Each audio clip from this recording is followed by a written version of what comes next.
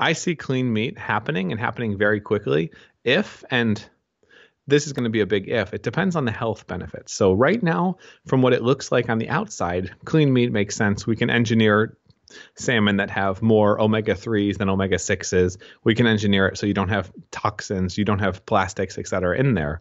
What we don't know is, will there be some unexpected change? Will there be some black swan type event where we're eating something nature didn't intend? Hi, I'm James Taylor, business creativity and innovation keynote speaker, and this is The Creative Life, a show dedicated to you, the creative. If you're looking for motivation, inspiration, and advice while at home, at work, or on your daily commute, then this show is for you. Each episode brings you a successful creative, whether that's an author, musician, entrepreneur, performer, designer, or thought leader. They'll share with you their journey, their successes, their failures, their creative process, and much, much more. You'll find show notes for this episode, as well as free training on creativity, over at jamestaylor.me. Enjoy this episode.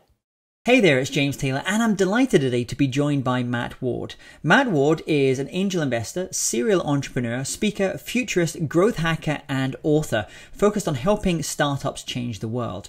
He now runs the Syndicate podcast, where he interviews top angel investors and VCs like Jeff Clavier, Esther, Dyson, and Tim O'Reilly about early stage tech investing. If hosting one podcast wasn't enough, he also hosts the Disruptors podcast, where he covers exponential technologies such as artificial intelligence, genetics, blockchain, and quantum computing. He is also the author of Gods of the Valley, How Today's Tech Giants Monopolize the Future. And it's my great pleasure to have Matt with us today. So welcome, Matt. Thanks for having me today, James. So share with everyone what's happening in your world just now. Busy. There's a lot of stuff going on. My big focus is the Disruptors, basically getting the world's most interesting folks on. And I'll give you a hint. It's kind of because I like to just meet these guys and have interesting conversations. When you can learn about where the world's headed, you can do a better job of shaping it and then also figuring out your place in it. So that's kind of been what I've been the most focused on right now, is building and scaling that up, and then trying to, I think humanity has way too much of a short-term focus. We have the stock markets that are focused on the days, the hours, the seconds, the microseconds. And they're not really thinking about the future. They're thinking about short-term quarterly returns. It's terrible. And I'm trying to shift the way people think about the future a bit. So take us back. How did you get involved in this world of tech investing? Where did it all begin for you? Oh, it's been roundabout. I studied mechanical engineering and found out fast there's no way I'm working for somebody else. I starting my own businesses, eventually got into e-commerce. I found drop shipping once it was already hot and then not quite some money there. So I got into e-commerce, more specifically manufacturing products in China and importing them, branding them, selling them in the US and Europe. Things went pretty well with that. I scaled a small investment into a decent exit with a business, built a podcast and an audience doing that. But that was always really just, let's sell some stuff and make some money so that I can focus on stuff that actually matters, which is much more what I'm focused on today, working with startups and innovators, people that are changing the world, and then working with or trying to help promote the research and technologies that really transform life as we know it. It's climate change, longevity, AI, the things that matter and help us solve humanity's big problems today. So one of those big problems is talking about longevity. I noticed on your website you have a mission to be able to live to 153. So sitting here just now, as we are, is this even likely at this stage? Is the technology, is the work that the scientists are doing, is that the trajectory of where we're going? If we stopped the technological progress today, absolutely not. But I'm 27. We've got quite a while. And my view on the technology is, if you look at the rate of change that's happening right now, it's exponential in a lot of technologies and industries. But if you look at how technologies interact, AI is interacting with genetic editing, which is interacting with the decreasing cost of personalized medicine, which is improving upon the costs of lower, basically wearables and monitoring everything. I think in the next 50, 60 years, we'll have added significant life expectancy on individuals. Just looking today from what we know, and this isn't necessarily commonplace knowledge, but from what we know with the science of how aging happens, if you were to just do a couple of things, cut out the vast majority of carbs, especially all processed carbs, exercise, sleep right, don't smoke, don't drink, you're going to be doing well better than the vast majority of individuals. As you start to supplement, you'll get even farther beyond that. And I think the process of living long enough where the technology starts to become really, really interesting is something that in our lifetimes we definitely have the possibility of seeing. And who's the last marathoner that you knew that didn't want to run a marathon? If you don't try for something, you will never accomplish it. So, I mean, if I die at 110, sure, that's not quite at the goal, but it's still an interesting ride. Now, something when I speak to my friends in Silicon Valley, they talk about this, obviously, longevity, extending life, also extending the quality of life as you're older, so you're not having 50 years at the end of your life in bad health. But one of the things that everyone I speak is also quite aware of is the two things. One is whether this will be dispersed evenly across the population, these opportunities. That's the first part. And the second one is the environmental consequences of it. We're sitting at 7 billion people on the planet just now as well. If everyone lives to 150 plus, that will surely have huge consequences in terms of the environment, in terms of public policy. I would say I don't think it'll be distributed evenly. If we look even today, the wealthier half or the wealthier upper portions of society are living longer. They're being healthier. They're having better lives. They're becoming more educated. If you look at the lower levels of society, the reverse is true. They're stuck eating at McDonald's because that's what you can afford, which it turns out that a lot of this is causing the inflammation in guts in our body, which are causing the majority of diseases, which are killing people. Who's the last person you knew who died of old age and not of some disease-related problem? It's almost always disease. If we're able to get rid of these diseases, which we're moving towards already just from diet and lifestyle perspective, the ability to add on top of that with genetic engineering and with understanding personal genetic, I think everyone will be able to have their genome sequence. The costs are coming down so quickly that it'll be pennies on the dollar within not that distant future, a couple of years, to the point of it's like opening up a Gmail account. Then you have the question of, do you want other people to know your genetic information? But in terms of actual access to enhancements, I want to be smarter. I want to be sexier. I want to live longer.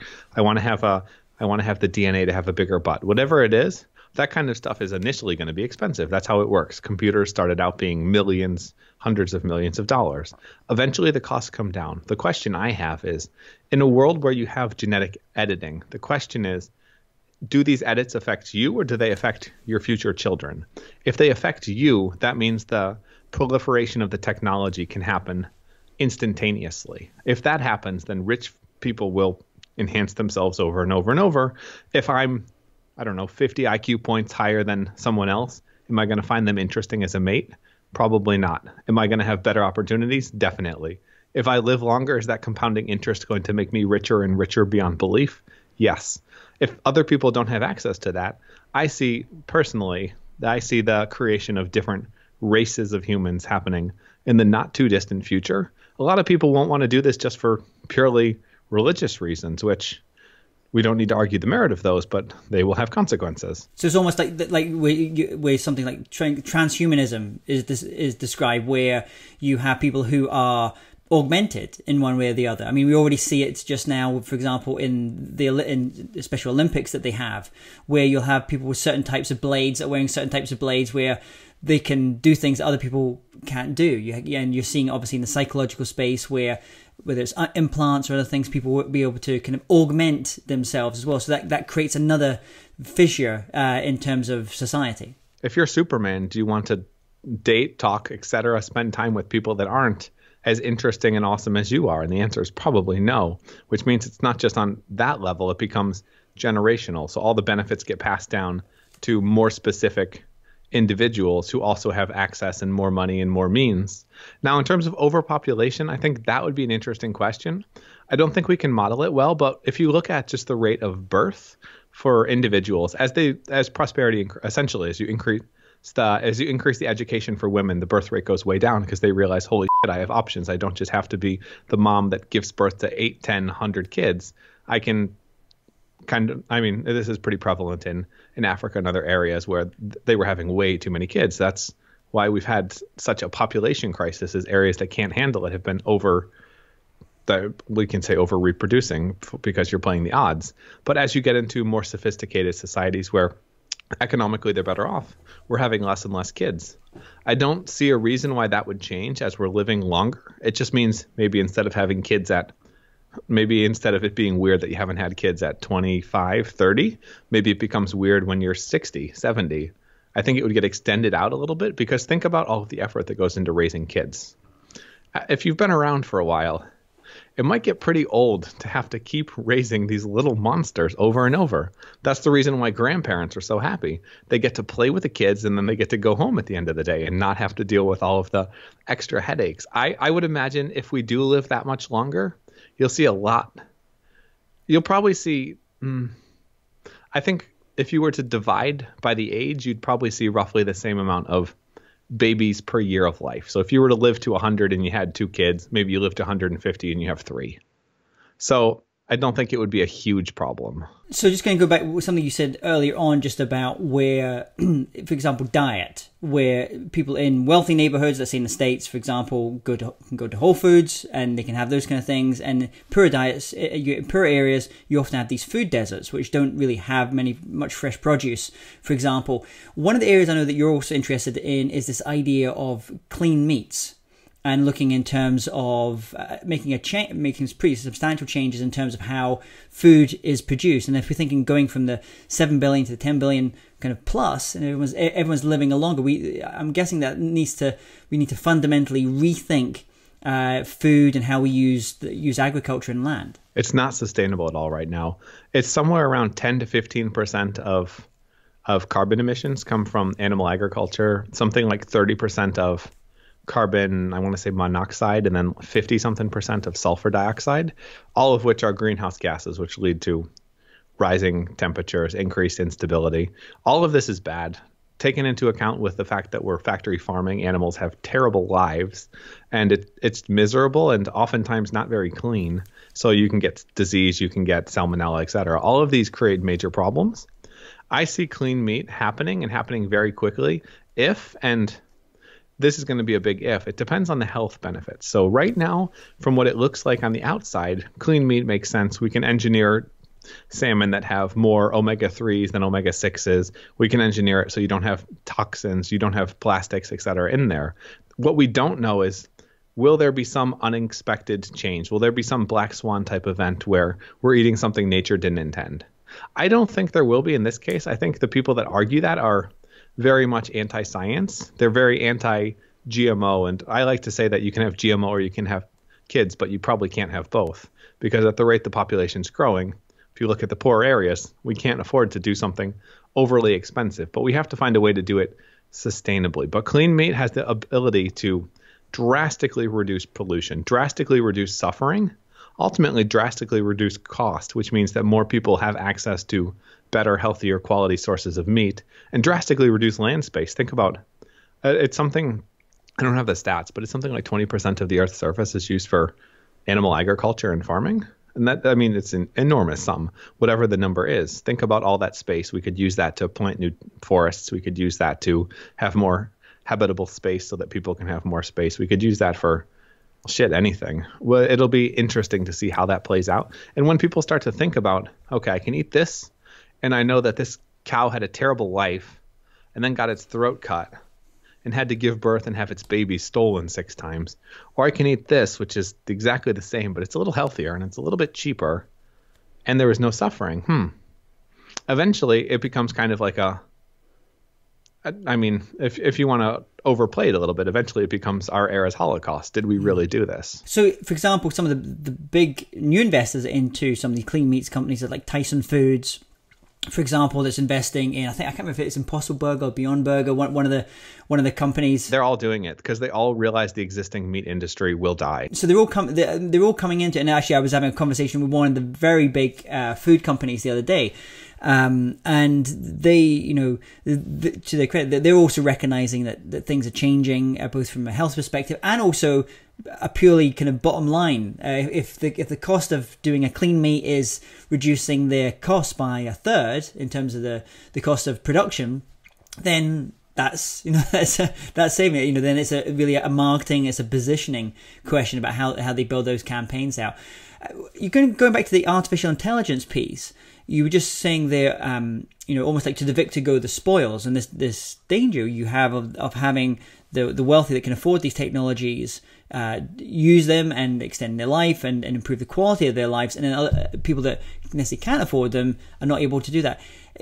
Is there any hope there in terms of the people that are building some of these systems and building some of these technologies can look at ways that the value, the goodness that is the opportunity that's created by these technologies can permeate across the whole society rather than just that usual top 25% or so? I think it will permeate across all society. The question I have is speed. So imagine you're driving a car and I'm driving a car. If my car starts earlier and gets enhancements faster than your car does, we could get into the situation where my car reaches escape velocity, so to speak, that it's physically impossible for you to catch up. And you might be way better off than you were before, but you're not me. And I don't know if we'll be able to do that. It depends on how quickly the cost curves come down, and it'll depend on regulations. It'll depend on how open these types of things are to general public access versus being like black market. Initially, it'll probably be black market because governments don't want it to happen. Eventually, they realize, well, you know what? My son has cancer. Holy shit, I need to do something. What do I do? Okay, we change the law. That's what you do. The Henry VIII or whatever, the King of England, wanted to divorce his wife. The Pope wouldn't do it. So he said, okay, we're changing our entire religion of our entire country. When the people in power have problems, they change the rules. And I think we could see similar things happening once it becomes inherently obvious that that's the direction we're headed. I'm not a doom and gloom person, but I definitely tend towards the realistic side of things and asking, well, yeah, things can be good, but they can also be bad. And I do a good job of simulating the bad because I think a lot of technologists only think about the good. Zuckerberg said, oh, we're going to connect everyone on Earth and everything will all be happy. Oh, we're going to do this and the world will suddenly be great. And that's technological. That's not even optimism. That's technological ignorance. Like a utopianism. I mean, you're almost seeing it. You're seeing it now with like a Zuckerberg and maybe a Jack Ma, for example, on one side, and an Elon Musk, for example, in the other. You have these different things kind of going on there. Because in your podcast, every week you're interviewing people who are really at the cutting edge of some of these exponential technologies, and also are very involved in the early stage investing in these technologies. So they're right on the edges of what is happening now and really trying to push the boundaries. As you were kind of going and you're speaking with these people, in recent times, has there been something where you've actually just it's really kind of taken your breath away and you've had like an aha moment? You've got, wow, okay, this is a complete mind changer. I've fundamentally had a major paradigm shift in the way that you looked at the world and the opportunities out there. I would say yes. It really depends. It really depends on the day. So I remember the first time I did a real VR experience. I did it with gloves. I did it with hands. And it was like, holy shit, I'm walking around and I'm like the guy in the Halo suit doing this experience through a warehouse. And suddenly the floor falls out and I'm scared of heights. So I'm like shitting myself. And my sister's there and we're screaming. And it's like, oh my God, this is Ready Player One. Yeah. We're a few years off, but this is Ready Player One. And I would say I've had situations like that happen from time to time with different technologies, seeing the rate of clean meat adoption, I had the world leader in quantum computing, Eric Ladzinski, he's the founder of D-Wave, on the program, having him explain how quantum computing actually works and going, Jesus Christ, this is interesting stuff. And I think that's the nature. So if this type of stuff sounds interesting, disruptors.fm, basically what I do is, and it's very greedy on my part, but I try to make it interesting for everyone. I like to get interesting people and have ridiculously interesting conversations. So it's kind of like an everyday mind blown type scenario. And obviously that's not entirely how it works, but I think just staying involved with the technology and what's happening, you can have your mind blown every single day these days if you're looking for the right things. And in your own career as an investor, can you talk about a time where you really got behind something, you really kind of give something your all, your project your all, but for whatever reason it just didn't quite work out like you'd hoped? And more importantly, what was the lesson that you took from that experience? I would say I'm lucky enough where I haven't been investing that long yet, so none of my investments have gone to zero. But as an entrepreneur, that happens all the time. And you kind of learn. I've had a lot of different learnings from each project. The first podcast I did was called Business and Bootstrapping, and it was about people that funded their own business. And I found out quickly, if you don't have a niche, you don't have anything. So that was a lesson there. I talked about the drop shipping stuff, and that helped me learn that timing is everything. One of my stores was selling RC boats, and it turns out that if you sell remote control products online, you kill the RC stores, which is the only lifeblood of the business. So the dealers won't sell to the online stores. So I learned you have to make sure you do the research. I've just had a lot of different businesses and learned a lot of different things. I think the most important thing I've learned is that founders, whether it's myself or someone else, they have to be obsessed about the problem that they're solving. If they're excited about it, that's good, but it's not enough, because entrepreneurship is a roller coaster that goes up and down, and you get slammed, you get punched in the face, you get on the ground all the time. And then you have the highest highs the next day. To be able to handle that and keep going, even when the going gets tough, even when there's an okay offer on the table, even when there's a good offer on the table, that's really hard unless you're obsessed about the problem. You cover all these different areas on your show, and we hear a lot about, for example, cryptocurrency. People are talking a lot about that, and you have kind of these kind of buzz things, especially certain things go up and down. Where is the area that you think just now that people really aren't paying enough attention to? And if you were that scrappy punk kind of startup, just, founder, just getting started, and you had a really open mind and you were just kind of open to which area you kind of really got into, what is that area there that you think is a little bit undiscovered just now, but is going to make fundamental changes to everyone's lives? I would say don't think about it like that if you're a founder, because if you're choosing it as an entrepreneurial type thing, that already means you don't have probably that obsession necessary to raise the funding, to build the team, etc. But in terms of what I'm really excited about, I'm excited about autonomous vehicles. So a lot of people are thinking about these in terms of transportation. I think transportation is great, but I think it's thinking about it much too small. What happens when suddenly you can hop in and you can sleep and wake up in a new city? What happens when you're hungry and a chef picks you up and cooks a 5-course meal in your car? What happens when you need a massage at work? Somebody comes, picks you up, and massages you on the way to the next appointment. The next appointment, you get handed off on the freeway to someone else, or you're having a business meeting. And then maybe after that, you're doing some writing. And all of this is happening on the go. And then eventually you get plugged into the third vehicle where you live, and that is headed over to a business trip in another town. People aren't thinking about the implications of what happens when it doesn't matter where you are. Where you are goes where you need to be. And that it's hard to think about and conceptualize what that will look like. It's hard to think about what the business model will look like. But the platform that brings it all together and the ability to create those services on top of that will be incredibly interesting. This is why Uber, this is why Lyft, this is why Waymo, this is why all of these companies are spending so much money on this. Most of them realize the reinvigoration of transportation, that we're all going to start getting rid of our cars. We don't need them. We just want to get from A to B.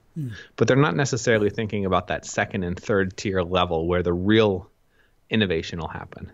The other thing I think would be really interesting is in VR, if VR does take off, having some type of marketplace-based system. If you think about it, most of the jobs that we have today could probably be done in a virtual reality world. If you have a house, maybe the grass grows on its own and you still need a gardener. If you're a prostitute, you can probably pull that off in VR. You'll probably be the ones that pull people to VR first. If you're selling, I don't know, maybe Teslas, and you want to have some extra credibility, you want one in your house in VR, maybe you need to buy that from the market. Whoever creates that system, those local markets that ultimately become the platform that things are built upon, if that's Stripe, if that's PayPal, if that's a VR company, if that's Facebook, it's going to be really interesting if VR takes off. There's plenty of chance that VR doesn't take off. Yeah. But if it does take off, that's something that could be, people could be making their entire living in VR. Even if you're getting a small percentage of that, that's a hell of a lot of money if people are doing it. And you mentioned like the film, Ready Player One. You just have to look at an example of that to see where that could potentially take us. Because you mentioned there different services you can offer in a more VR world. I think instantly like guitar lessons. Why would you have to go and traipse down to the local guitar store for guitar lessons when you can have Steve Vai or whoever in your living room with you teaching you guitar in a VR environment? As we start to finish up here, I'd love to know just a couple of quick fire questions. First of all, what tools or apps, mobile apps, for example, do you use all the time? Do you find very useful in the work that you do? Well, Slack is a godsend. You need that for communication. Email sucks. If you're using email, you can get a HubSpot Chrome extension. So I run 2 podcasts, and I have canned emails that I'll send to people. Hey, here, would love to have you on the podcast, yada, yada, grab a time.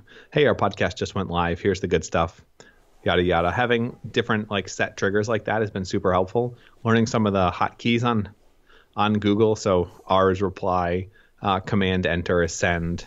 You can kind of go through and send emails a little bit faster. Other tools that I like, a Zapier or something similar if you have process flows happening. And then Google Docs is great, just in terms of being able to coordinate with the team. And what about a book? If you were to recommend one book to our listeners, our viewers, what would that book be? I think it depends on what you need to learn, but for most people, How to Win Friends and Influence People is pretty great. So it's basically Dale Carnegie wrote a book to make sure that people don't get manipulated. And it turns out he created the best sales, marketing, and manipulation guide of all time. You just have to understand what people want, help them get it, and then figure out how you can position that to help you get what you want. And then everyone wins, and importantly, you win. And I think if you can think like that in most ways, and if you can write and convey messages like that, it just opens up so many doors. And what about a record or an album? If you were to take one record or album to that desert island disc with you, what would that be? I'd probably skip the music and go for podcasts. So much more fun. So much more fun. You can learn, and I like triple speed podcasts. So you basically just stick it on that fast speed and listen to it, get through them quickly. A final question for you. I want you to imagine tomorrow morning you wake up. I'll let you choose which city, which place in the world you want to wake in, maybe even a VR environment. And you have to start from scratch. You have all the skills you've acquired over the years, all the knowledge, but no one knows you. You know no one. What would you do? How would you restart things? I would probably redo what I'm doing now with the Disruptors, to be honest, because the knowledge is all that really matters. What I found is if you're willing to reach out to enough people, you'll get enough to say yes, that you can start to get that ball rolling. So I would go through, I don't know people anymore, but I would just go through the most interesting people and say, hey, you're freaking awesome, and this is why we should talk. And I would probably start a podcast like that to get my name out there. I'm partial to that because I do like podcasting. I like interesting conversation. But I've also learned that it's not about the money. It's about enjoying what you're doing. And I know that sounds cliche and I know it sounds bullshit, but I've done things just for the money before and I've burned out doing it. And I think most people do. If it's not something that you would do even if you didn't have to do it, then it's not something that you will continue to do once you don't have to do it. And I think that's how I would probably summarize that. So we've been speaking a lot about your shows on here as well. If people want to check out what you're doing, I know you do a lot of blogging as well over at Medium. But if they want to go to one place so they can find all about the podcast, about the shows and your writing, where's the best place for them to go and do that? So for the podcast, disruptors.fm, you can check us out and subscribe there. And then I have a website in terms of linking people to different things, and that's just mattward.io. Well, Matt, it's been a pleasure speaking to you. Just getting a little bit of I feel like when going to a restaurant, you just get little tastes of morsels of different types of things. In our conversation, we've been covering a lot of different areas. So I encourage people to go and check out your podcast, your show. And Matt, thank you so much for coming on today and sharing all about your creative life. Yeah, it's been fun. It's like the samplers at the grocery store. You got to buy more after. Thanks for coming on, and thanks for doing this. It was fun. If you're interested in living a more creative life, then I'd love to invite you to join me as I share some of the most successful strategies and techniques that high-performing creatives use. I put them all together in a free downloadable ebook that you can get by going to jamestaylor.me. That's jamestaylor.me to get your free downloadable ebook on creativity.